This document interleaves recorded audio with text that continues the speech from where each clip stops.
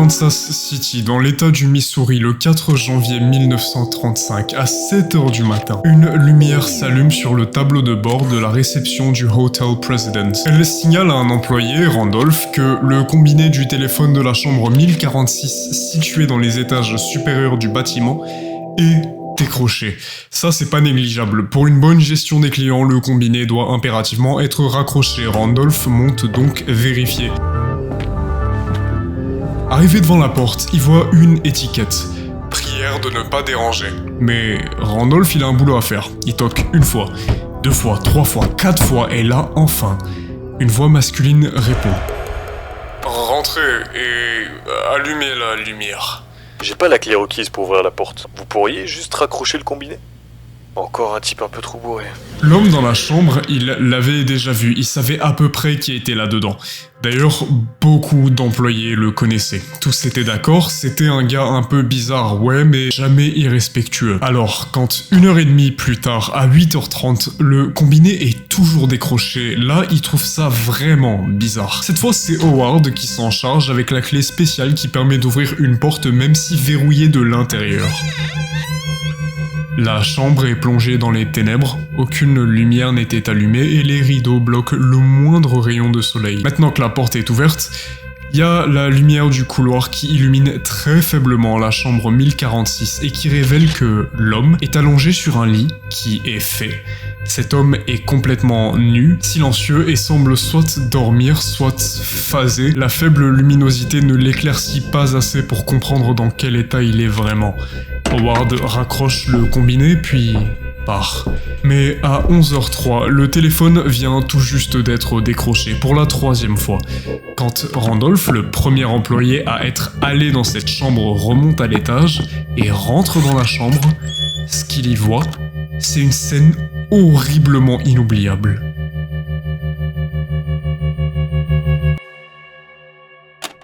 Cette affaire va faire la une des journaux et près de 100 ans plus tard, elle reste irrésolue, même incomprise. Il y a une infinité de zones d'ombre, à commencer par l'arrivée de l'homme de la chambre 1046 à l'Hotel President le 2 janvier 1935 en début d'après-midi.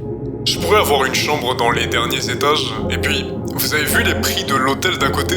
C'est lunaire. L'homme qui vient de lâcher ça à la réception prend donc une chambre sous le nom de Roland T. Owen. Bien habillé, mais sans bagage à part un peigne et une brosse à dents qu'il ira poser dans sa chambre avant de repartir aussitôt. Ce sera bref. Parce que très peu de temps après son départ, une femme de chambre, pensant être seule dans une pièce presque entièrement plongée dans l'obscurité, est surprise par Roland qui se tient là, immobile dans un coin, les yeux grands ouverts. Mais Soptique, la femme de chambre, fait comme si de rien n'était, elle nettoie pendant que Roland se lève, attrape son peigne, l'utilise. Laissez la porte déverrouillée. Je vais sortir, mais j'attends des amis qui devraient pas trop tarder. Très bien, je repasserai à 16h alors avec du linge propre. La porte se referme, le temps passe, il est à présent 16h. La porte est toujours déverrouillée. Soptique entre, pose le linge, sans tout de suite remarquer que Roland est encore là, ou plutôt il est déjà là. Cette fois-ci allongé sur le lit, tout habillé, les yeux fermés. À côté de lui se trouve un morceau de papier faiblement éclairé par les lumières du couloir, puisque vous comprenez un petit peu le système. La chambre, elle est de nouveau plongée dans le noir. Donne, je reviens dans une quinzaine de minutes. Attends. Soptique dépose le linge, quitte la chambre et jusqu'au lendemain matin, le 3 janvier, plus personne ne le verra. Le matin en question, c'est le moment clé où lentement tout devient plus étrange autour de cet homme parce que Soptique, en voulant rentrer dans la chambre, remarque qu'elle est verrouillée.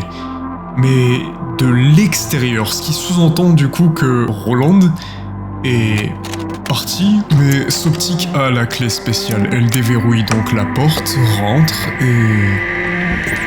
Non, Don, j'ai pas envie de manger. Je viens tout juste de prendre mon petit déjeuner. Non, je te dis que j'ai pas faim.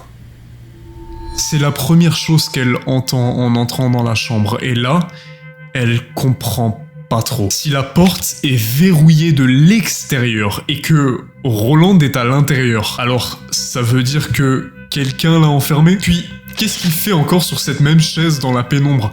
Et surtout, maintenant, c'est qui Don? C'est la 2e fois que son nom a été mentionné. Bref, Soptic récupère les serviettes et quitte la chambre. Elle sait qu'elle devra revenir encore une fois vers 16h. Toute cette situation, c'est comme un compte à rebours qui attend d'arriver à zéro. Ça, elle en aura la confirmation en revenant toquer à la chambre 1046 vers 16h.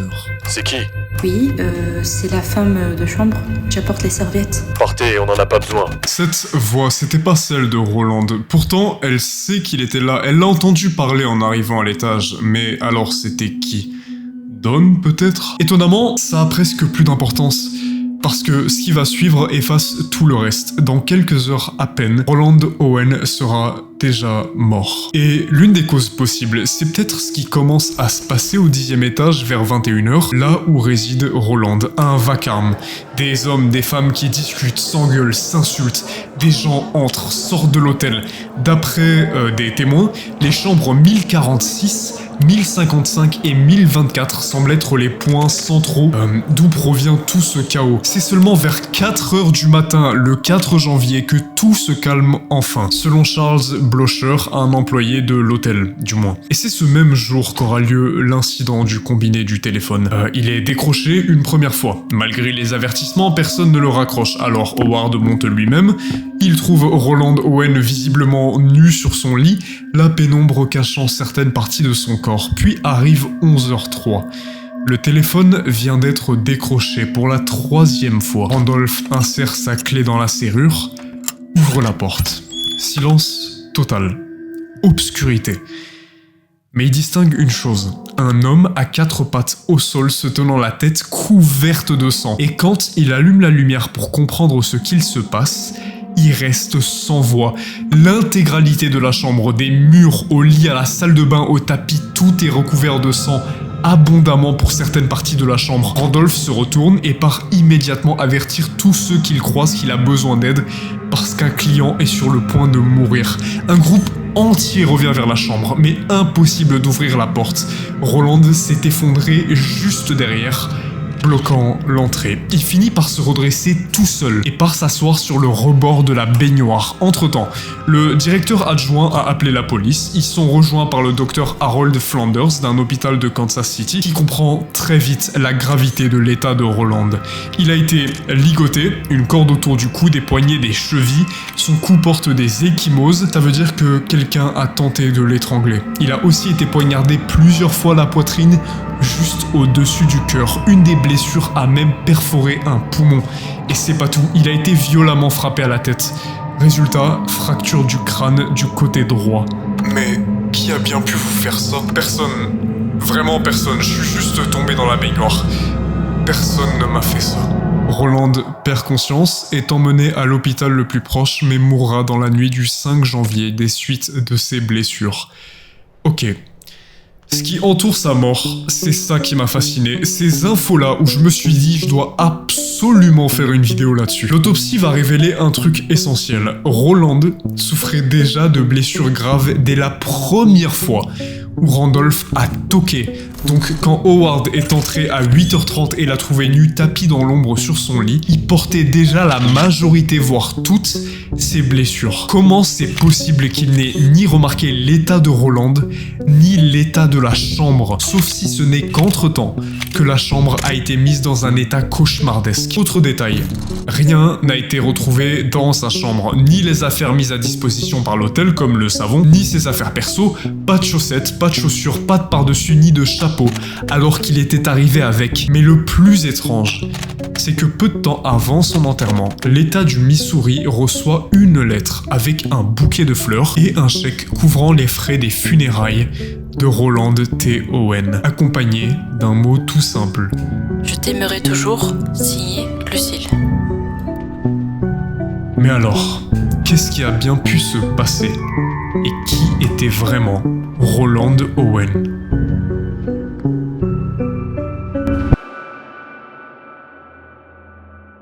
Bon, faut que je vous avoue un truc.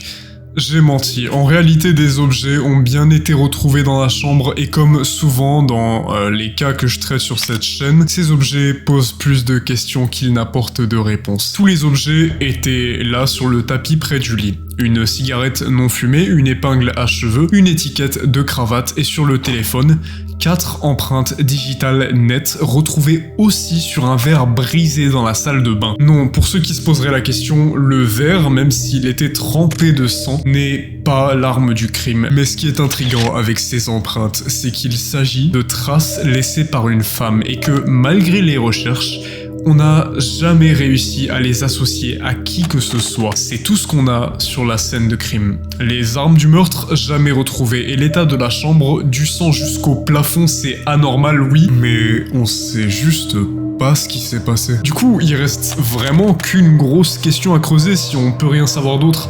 Peut-être la plus importante. Qui était vraiment Roland Owen ? Le chemin pour essayer de comprendre qui il était, il est aussi complètement anormal. Parce que Roland T. Owen, vous vous en doutez, en réalité c'était qu'un alias. La toute première chose qu'il a faite en entrant dans l'hôtel, c'était quoi ? C'était se plaindre du prix de celui d'en face, et justement, il y avait passé la nuit précédente sous un autre nom, Eugène K. Scott. L'une des seules raisons pour laquelle on a fait le lien, c'est grâce à un portrait robot. L'hôtel d'en face l'a immédiatement reconnu.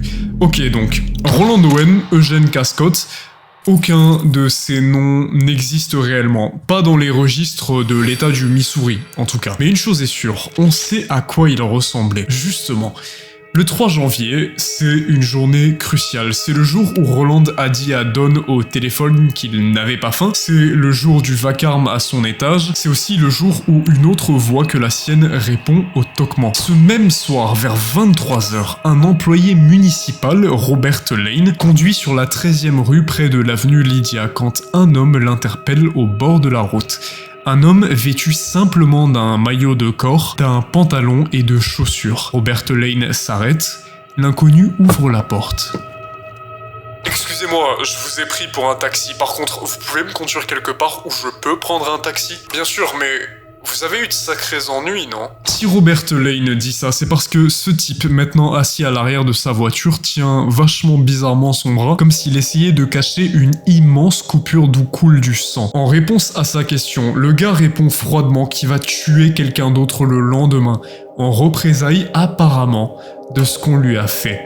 Ce type à l'arrière de la voiture fuyait quelqu'un, c'est clair, ça explique sa haine, ses blessures ou sa blessure et sa précipitation. Lane finit par le déposer, le type prend un taxi et Robert ne le reverra plus jamais, jusqu'à ce jour, à la morgue. L'affaire fait évidemment la une des journaux locaux et Robert Lane, en voyant les portraits robots, reconnaît immédiatement la personne et surtout, en se rendant à la morgue, il reconnaît cette immense coupure sur le bras du défunt. Oui, c'est Robert Lane qui a conduit Roland Owen le 3 janvier à 23h, quelques heures à peine avant sa mort, et avant que ses blessures ne s'aggravent. Cette anecdote, en soi, elle apporte un peu de clarté sur le fil des événements, si elle est vraie. Il a pas de raison de mentir, le mec, mais au fond, seul, elle explique rien. C'est pour ça qu'il faut la mettre en parallèle avec un autre moment clé. Les funérailles de Roland Owen. Déjà, il y avait eu cet incident du 23 mars 1935, le chèque, le bouquet de fleurs et cette lettre signée Lucille. Mais le 3 mars, un autre événement tout aussi étrange a eu lieu et les deux sont clairement liés. Ce jour-là, le salon funéraire reçoit un appel. Un homme au bout du fil demande qu'on retarde les funérailles, le temps d'envoyer l'argent pour une tombe et une cérémonie. Il insiste aussi que le corps de Roland doit être enterré dans un cimetière bien précis pour qu'il soit enterré près de sa sœur. Mais quelle sœur ? Enfin, qu'est-ce que ça veut dire même qu'il soit près de sa sœur ? Et surtout, qui est cet homme au téléphone ? Je vais devoir prévenir la police par rapport à votre requête. Vous le savez, non ? Je sais, ça me dérange pas. Juste par curiosité, vous savez peut-être pourquoi ce jeune homme a été tué ? Ce type a eu une liaison avec une autre femme alors qu'il était fiancé. Du coup, moi, sa fiancée et la femme avec qui il a trompé, on a voulu se venger de cet infidèle. Souvent, ils ont ce qu'ils méritent. Cette instance, elle est super importante parce qu'évidemment, l'un des gros problèmes avec ce cas, c'est déjà qu'il est quasiment impossible à résoudre, mais surtout, quelques jours seulement après la mort de Roland, 2 autres homicides secouent la région et créent un raz-de-marée médiatique. Ça relègue l'affaire de la chambre 1046 à l'arrière-plan, même si initialement elle avait une couverture massive dans les journaux. Malgré tout va basculer en mars 1935 grâce au témoignage de Robert Lane. L'appel anonyme, le chèque, la lettre, toutes ces informations super cryptiques feront ressurgir l'affaire et pas seulement localement. Le portrait robot est aussi diffusé à l'international. C'est comme ça qu'une amie d'une certaine Ruby Ogletree tombe sur un numéro de The American Weekly publié par la Hearst Corporation. Et dans ce numéro, il y a un article consacré à l'affaire de la chambre 1046. L'homme non identifié ressemblait énormément au fils de Ruby Ogletree, Artemus, que la famille n'avait pas revu depuis qu'il était parti faire de l'autostop vers la Californie en 1934. Il écrivait toujours des lettres à sa famille pendant son absence en 1934, mais plus personne ne l'avait vu depuis. Alors ouais, dans ce genre d'affaires, c'est courant. Quelqu'un croit reconnaître un proche, puis se rend compte que c'est pas lui. Mais là, Ruby, elle contacte la police de Kansas City et elle fournit des détails hyper précis sur le corps qu'elle n'avait même pas encore vu. Donc, on arrive en novembre 1935. Nouveau numéro de journal. L'identité de l'homme de la chambre 1046 est enfin confirmée. Il s'agissait d'Artemus Ogletree.